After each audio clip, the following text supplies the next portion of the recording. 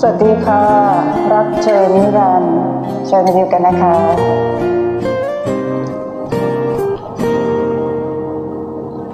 ได้ยินเสมอนี่เธอใช่ไหมหรือเสียงใบไม้ที่ไว้ต้องลมเท่านั้นแม้ว่าเราจะไกลห่างกัน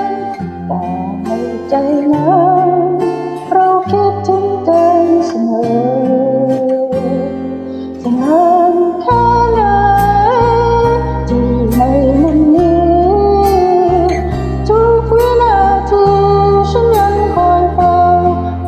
รอคอยเธอฉันเฝ้ามองดวงดาวเสมอยังเห็นเธอส่งสายตาหากันเรื่อยไปฟ้าอาจจะพรากให้เราจากกันแต่ไม่มีวันรักเธอนั้นจากใจฉันได้ฉันจะอยู่เพื่อรักเธอตลอดไปแม้สิ้นลมหายใจรักเธอนิรันดร์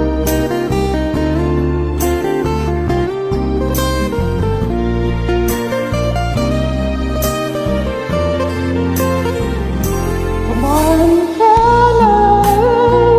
ที่ในมุมนี้ทุกวินาทีฉันยังคอยเฝ้ารอคอยเธอฉันเฝ้ามองดวงดาวเสมอยังเห็นเธอส่งสายตาหากันเรื่อยไปฟ้าอาจจะพรากให้เราจากกันแต่ไม่มีวันรักเธอนั้นจากใจ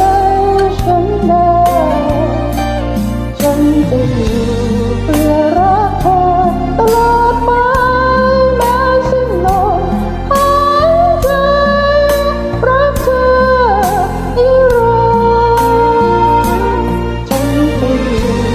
เพื่อรักเธอตลอดไป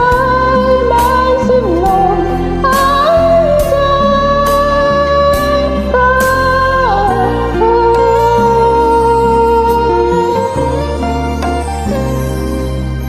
ขอบคุณค่ะ